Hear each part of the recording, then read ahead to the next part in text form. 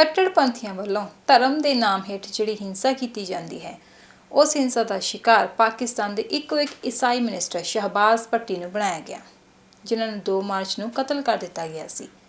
ਉਹਨਾਂ ਨੂੰ ਸ਼ਰਧਾਂਜਲੀ ਭੇਂਟ ਕਰਨ ਲਈ 3 ਅਪ੍ਰੈਲ ਨੂੰ ਨਿਊਟਨ ਲਾਇਬ੍ਰੇਰੀ ਵਿਖੇ ਫਰੇਜ਼ਰ ਵੈਲੀ ਪੀਸ ਕੌਂਸਲ ਵੱਲੋਂ ਸਮਾਗਮ ਰੱਖਿਆ ਗਿਆ। ਇਸ ਸਮਾਗਮ ਦੇ ਵਿੱਚ ਵੱਖ-ਵੱਖ ਬੁਲਾਰਿਆਂ ਵੱਲੋਂ ਧਰਮ ਦੇ ਨਾਮ ਹੇਠ ਕੀਤੀ ਜਾ ਰਹੀ ਹਿੰਸਾ ਦਾ सख्त शब्दों के विच विरोध किया। इस तरह अगर चलते जाओ तुसीं देखते रहो कि हिस्ट्री के हर दौर दे विच पाकिस्तानी हुकूमत ने और स्टैबलिशमेंट ने हमेशा ये कोशिश की है कि मज़हब को इस्तेमाल किया जाए। जिद्दां वो कहते हैं, एक बड़ी मशहूर मिसाल है कि मज़हब is a beautiful tool in the hands of ruling class. जदों वो चाहते हैं उन्होंने अपने मकसद वास्ते इस्तेमाल करते हैं और जो चाहते चुप करके अखां बंद करके बैठे रहते, जो मर्जी होंदा रहे। मेरा ख्याल ये गल जरूरी है कि हर वो कानून ਨੂੰ ਖਤਮ ਕੀਤਾ ਜਾਵੇ, ਉਹਦੇ ਵਿੱਚ ਅਮੈਂਡਮੈਂਟ ਕੀਤੀਆਂ ਜਾਣ ਜਿਹੜੀਆਂ ਕਿ ਡਿਸਕ੍ਰਿਮੀਨੇਟਰੀ ਹੋਣ ਕਿਸੇ ਵੀ ਸੈਕਟ ਦੇ ਖਿਲਾਫ, ਕਿਸੇ ਵੀ ਮਜ਼ਹਬ ਦੇ ਖਿਲਾਫ। ਇੱਕ ਕਿਉਂਕਿ ਜਿਹੜਾ ਵੀ ਆਦਮੀ ਪਾਕਿਸਤਾਨ 'ਚ ਰਹਿੰਦਾ ਉਹ ਇੱਕ ਪਾਕਿਸਤਾਨੀ ਹੈ, ਰਿਲੀਜੀਅਸ ਉਹਦਾ ਜਿਸ ਮਰਜ਼ੀ ਫੇਸ 'ਤੇ ਉਹ ਬਿਲੀਵ ਕਰਦਾ, he has all the right. ਇਹ ਗੱਲ ਇੱਕ ਕਾਨੂੰਨ ਦੇ ਤੌਰ 'ਤੇ। ਦੂਸਰੀ ਗੱਲ ਇਹ ਹੋਣੀ ਚਾਹੀਦੀ ਕਿ ਮਜ਼ਹਬ ਨੂੰ अपना सियासी मामलों चों उहदा हिस्सा वक् कर देना चाहिए। ये हिस्ट्री ने दस्सिया है कि जो तक मज़हब का इन्फ्लुएंस रहे, हुकूमत के अमल दखल का रहे हिस्सा, तो ये चीज़ां होंदियां ही ने। और पॉसिबिलिटी ये होंदी है कि तुसीं लोगों जिहड़े रूलिंग क्लासेस ने स्पैशली वो उन्होंने अपने फायदे वास्ते इस्तेमाल करदियां रहिंदियां। तो बड़ा क्लीयर कट है ये स्टैप्स ने।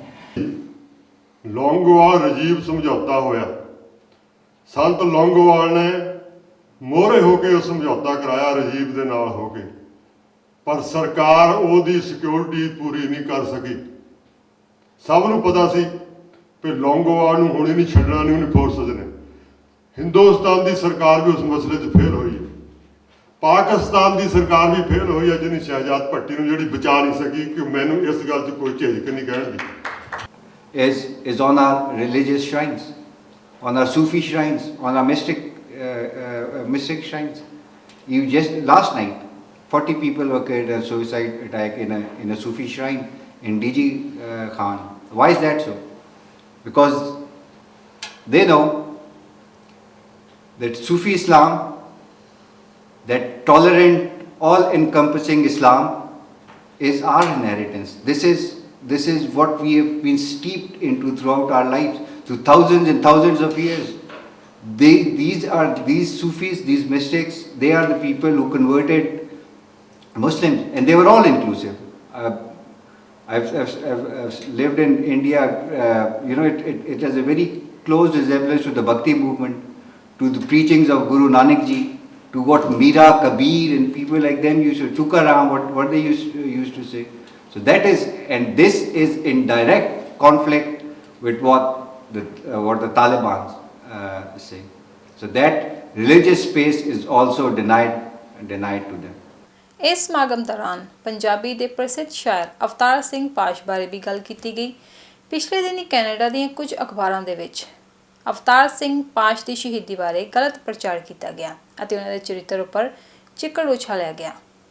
ਰੇਡੀਓ ਇੰਡੀਆ ਦੇ ਪ੍ਰਸਿੱਧ ਹੋਸਟ ਗੁਰਪ੍ਰੀਤ ਜੀ ਨੂੰ ਜਦ ਇਹ ਪੁੱਛਿਆ ਗਿਆ ਕਿ ਵਾਕਈ ਹੀ ਪਾਸ਼ ਦਾ ਕਤਲ ਕਿਸੇ ਨਿੱਜੀ ਕਾਰਨ ਕਰਕੇ ਹੋਇਆ, ਜਿਵੇਂ ਪਿਛਲੇ ਦਿਨੀ ਕੈਨੇਡਾ ਦੀਆਂ ਕੁਝ ਅਖਬਾਰਾਂ ਵਿੱਚ ਇਹ ਪ੍ਰਕਾਸ਼ਿਤ ਕੀਤਾ ਗਿਆ ਕਿ ਪਾਸ਼ ਦੇ ਸੰਬੰਧ ਕਿਸੇ ਗੈਰ ਔਰਤ ਨਾਲ ਸਨ, ਉਹ ਗੈਰ ਔਰਤ ਹੀ ਉਹਨਾਂ ਦੇ ਕਤਲ ਦਾ ਕਾਰਨ ਬਣੀ। ਆਓ ਸੁਣਦੇ ਹਾਂ ਰੇਡੀਓ ਹੋਸਟ ਗੁਰਪ੍ਰੀਤ ਤੇ ਇਸ ਬਾਰੇ ਕੀ ਵਿਚਾਰ ਹਨ। ਇਸ ਬਾਰੇ ਚ ਰਾਏ ਬੜੀ ਸਪਸ਼ਟ ਤੇ ਬੜੀ ਕਲੀਅਰ ਹੈ ਕਿ ਜਿਹੜਾ ਪਾਸ਼ ਦਾ ਕਤਲ ਸੀਗਾ ਉਹ ਇੱਕ ਸਿਆਸੀ ਕਤਲ ਸੀ, ਉਹ ਨਿੱਜੀ ਕਾਰਨਾਂ ਤੋਂ ਪ੍ਰੇਰਿਤ ਕਤਲ ਨਹੀਂ ਸੀ। ਖਾਲਿਸਤਾਨ ਕਮਾਂਡੋ ਫੋਰਸ ਦੇ ਆਗੂ ਲਾਭ ਸਿੰਘ ਨੇ ਬਕਾਇਦਾ ਇਸ ਕਤਲ ਦੀ ਜ਼ਿੰਮੇਵਾਰੀ ਲਈ ਸੀ ਔਰ ਇਸ ਕਤਲ ਦੀ ਜ਼ਿੰਮੇਵਾਰੀ ਲਈ ਗਈ ਸੀ ਉਹਨਾਂ ਵੱਲੋਂ। ਬਾਵਜੂਦ ਉਸ ਦੇ ਕਾਮਾਂ ਰੌਲੀ ਪੈ ਰਹੀ ਹੈ, ਕਿਹਾ ਜਾ ਰਿਹਾ ਜੀ ਕਿ ਪਾਸ਼ ਦਾ ਕਤਲ ਨਿੱਜੀ ਕਾਰਨਾਂ ਕਰਕੇ ਹੋਇਆ। ਇਹ ਕੋਈ ਹੈਰਾਨੀ ਵਾਲੀ ਗੱਲ ਨਹੀਂ, ਕਿਉਂਕਿ ਹੋਰ ਵੀ ਕਈ ਇਹੋ ਜਿਹੇ ਕਤਲ ਹੋਏ ਨੇ ਆਤੰਕਵਾਦ ਦੇ ਦੌਰ ਵਿੱਚ, ਜਿਨ੍ਹਾਂ ਨੂੰ ਬੜਾ ਘਟਾ ਕੇ ਇਸ ਤਰੀਕੇ ਨਾਲ ਉਹਦੀ ਪੇਸ਼ਕਾਰੀ ਕਰਨ ਦੀਆਂ ਕੋਸ਼ਿਸ਼ਾਂ ਕੀਤੀਆਂ ਜਾ ਰਹੀਆਂ ਨੇ ਕਿ ਅਸੀਂ ਨਹੀਂ ਸੀ ਕੀਤਾ। ਜਿਹੜੇ ਖਾਲਿਸਤਾਨੀ ਹਲਕਿਆਂ ਦੇ ਵਿੱਚ ਇੱਕ ਹਿੱਸਾ ਹੈ ਜਿਹੜਾ ਇਹ ਜਚਾਉਣ ਦੀ ਕੋਸ਼ਿਸ਼ ਕਰਦਾ ਕਿ ਜਿਹੜੇ ਇਸ ਕਿਸਮ ਦੇ ਮਾੜੇ ਕੰਮ ਨੇ ਉਹ ਏਜੰਸੀਆਂ ਨੇ ਕੀਤੇ, ਉਹਨਾਂ ਦੀ ਜ਼ਿੰਮੇਵਾਰੀ ਲੈਣ ਲਈ ਕੋਈ ਤਿਆਰ ਨਹੀਂ।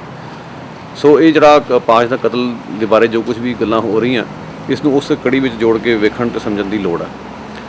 ਇੱਕ ਅਖਾਣ ਹੈ ਕਿ ਤੁਸੀਂ ਕਿਸੇ ਵਿਅਕਤੀ ਨੂੰ ਤਾਂ ਸਰੀਰਕ ਤੌਰ 'ਤੇ ਕਤਲ ਕਰ ਸਕਦੇ ਹੋ, ਉਸ ਦੇ ਵਿਚਾਰਾਂ ਨੂੰ ਜਾਂ ਉਸ ਦੇ ਆਦਰਸ਼ਾਂ ਨੂੰ ਕਤਲ ਨਹੀਂ ਕਰ ਸਕਦੇ।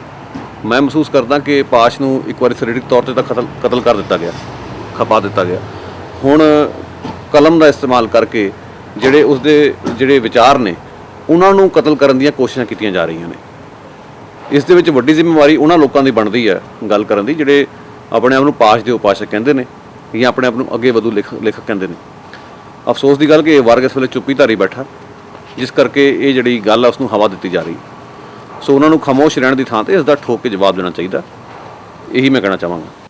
ਰੇਡੀਓ ਹੋਸਟ ਗੁਰਪ੍ਰੀਤ ਸਿੰਘ ਨੂੰ ਜਦ ਇਹ ਪੁੱਛਿਆ ਗਿਆ ਕਿ ਇਸ ਸਮਾਗਮ ਦੇ ਵਿੱਚ ਪਾਸ਼ ਬਾਰੇ ਕੀ ਗੱਲ ਕੀਤੀ ਗਈ ਤਾਂ ਉਹਨਾਂ ਦੱਸਿਆ, ਬਿਲਕੁਲ ਪਾਸ਼ ਦੇ ਕਤਲ ਬਾਰੇ ਵੀ ਅੱਜ ਗੱਲ ਹੋਈ ਹੈ, ਕਿਉਂਕਿ ਇਹ ਪਾਸ਼ ਦਾ ਜ਼ਿਕਰ ਇਸ ਥਾਂ 'ਤੇ ਜਦੋਂ ਕੀਤਾ ਗਿਆ ਇਹ ਕੋਈ ਕੁਥਾਵੇਂ ਨਹੀਂ ਸੀ, ਇਹਦਾ ਇੱਕ ਲੌਜਿਕ ਹੈ, ਕਾਰਨ ਹੈ। ਸ਼ਾਹਬਾਜ਼ ਭੱਟੀ ਨੂੰ ਮੈਨੂੰ ਕੋਈ ਝਿਜਕ ਨਹੀਂ ਹੈ ਕਹਿਣ ਦੇ ਵਿੱਚ ਕਿ ਇੱਕ ਸ਼ਹੀਦ ਹੈ ਉਹਨਾਂ ਲੋਕਾਂ ਲਈ, ਉਸ ਸੋਚ ਦੇ ਲੋਕਾਂ ਲਈ ਜਿਹੜੇ ਲੋਕ ਏਕਤਾ ਵਿੱਚ ਵਿਸ਼ਵਾਸ ਰੱਖਦੇ ਨੇ। ਸ਼ਾਹਬਾਜ਼ ਭੱਟੀ ਆਪਣੇ ਤਰੀਕੇ ਨਾਲ ਪਾਕਿਸਤਾਨ ਦੇ ਵਿੱਚ ਮੂਲਵਾਦ ਦੇ ਖਿਲਾਫ ਖੜਾ ਹੋਇਆ ਔਰ ਉਸ ਨੂੰ ਉਸਦੀ ਸਜ਼ਾ ਮਿਲੀ ਆ, ਇਸ ਦੀ ਕੀਮਤ ਅਦਾ ਕਰਨੀ ਪਈ। ਪਾਸ਼ ਦਾ ਜਿਹੜਾ ਸ਼ਹੀਦੀ ਦਿਨ ਵੀ ਹੁਣੇ ਹੋ ਕੇ ਹਟਿਆ, ਉਸ ਦੇ ਬਾਰੇ ਵਿੱਚ ਅਫਸੋਸ ਦੀ ਗੱਲ ਹੈ ਕਿ ਕੋਈ ਵੀ ਇੱਥੇ ਗੱਲਬਾਤ ਖੁੱਲ੍ਹ ਕੇ ਨਹੀਂ ਕੀਤੀ ਗਈ। ਹਾਲਾਂਕਿ 2 ਲਿਖਾਰੀ ਸਭਾਵਾਂ ਵੀ ਨੇ, ਅੱਗੇ ਵਧੂ ਲੇਖਕਾਂ ਦਾ ਇੱਥੇ ਤਾਂਤਾ ਲੱਗਾ ਹੋਇਆ। ਇੱਥੋਂ ਤੱਕ ਕਿ ਜਿਹੜੇ ਨਕਸਲੀ ਆਪਣੇ ਆਪ ਨੂੰ ਕਹਿੰਦੇ ਨੇ ਪਾਸ਼ ਦੇ ਜਿਹੜੇ ਉਪਾਸ਼ਕ, ਉਹਨਾਂ ਦੀ ਵੀ ਚੁੱਪੀ ਹੈ। ਸੋ ਇਹ ਸਾਰਾ ਕੁਝ ਵੇਖਦੇ ਹਾਂ। 23 ਮਾਰਚ ਦੀ ਤਰੀਕ ਜਿਵੇਂ ਵਿਸਾਰ ਦਿੱਤੀ ਗਈ, ਇਸ ਨੂੰ ਮੁੱਖ ਰੱਖਦੇ ਹਾਂ ਅੱਜ ਇਹ ਗੱਲ ਮੈਂ ਇੱਥੇ ਜ਼ਰੂਰ ਕੀਤੀ ਹੈ ਕਿ ਕਿਉਂਕਿ ਕੁਤਾਵੇਂ ਇਸ ਲਈ ਨਹੀਂ, ਕਿਉਂਕਿ ਜਿਹੜਾ ਪਾਸ਼ ਦਾ ਸੰਕਲਪ ਸੀ, ਜਿਹੜਾ ਉਹਦਾ ਆਈਡੀਆ ਸੀ, ਉਹ ਸੀ ਐਂਟੀ 47 ਫਿਰਕਾ ਪਰਸਤੀ ਦੇ ਖਿਲਾਫ ਸੀ। ਉਸਨੇ ਐਂਟੀ 47 ਫਰੰਟ ਬਣਾਇਆ ਸੀ, ਭਾਵ ਕਿ 47 ਦੇ ਵੰਡ ਵਰਗਾ ਦੁਖਾਂਤ ਪੰਜਾਬ ਦੀ ਧਰਤੀ 'ਤੇ ਮੁੜ ਨਾ ਵਾਪਰੇ।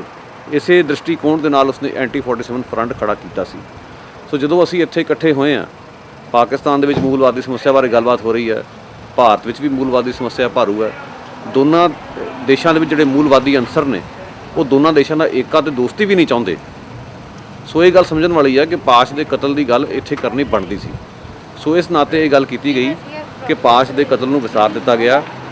ਇੱਥੇ ਇਹ ਗੱਲ ਵੀ ਕੀਤੀ ਗਈ ਸੀ ਕਿ ਭੱਟੀ ਸਾਹਿਬ ਦਾ ਜਿਹੜਾ ਕਤਲ ਆ ਉਹਦੇ ਹਵਾਲੇ ਨਾਲ ਇਹ ਸਲੋਗਨ ਇੱਥੇ ਦਿੱਤਾ ਗਿਆ ਕਿ ਚੁੱਪ ਰਹਿਣਾ ਕੋਈ ਆਪਸ਼ਨ ਨਹੀਂ। ਸੋ ਉਸ ਨਾਤੇ ਮੈਂ ਗੱਲ ਕੀਤੀ ਸੀ ਕਿ ਜਿਹੜੇ ਇੱਥੇ ਵੀ ਲੋਕ ਨੇ ਜਿਹੜੇ ਆਪਣੇ ਆਪ ਨੂੰ ਅੱਗੇ ਵਧੂ ਲੇਖਕ ਕਹਿੰਦੇ ਨੇ, ਨਕਸਲੀ ਸੋਚ ਵਾਲੇ ਕਵੀ ਜਾਂ ਲੇਖਕ ਨੇ, ਉਹ ਚੁੱਪ ਨੇ। ਸੋ ਚੁੱਪ ਰਹਿ ਕੇ ਉਹ ਲੋਕ ਉਹਨਾਂ ਲੋਕਾਂ ਦੀ ਸੇਵਾ ਕਰ ਰਹੇ ਨੇ ਜਿਨ੍ਹਾਂ ਨੇ ਪਾਸ਼ ਦਾ ਕਤਲ ਕੀਤਾ।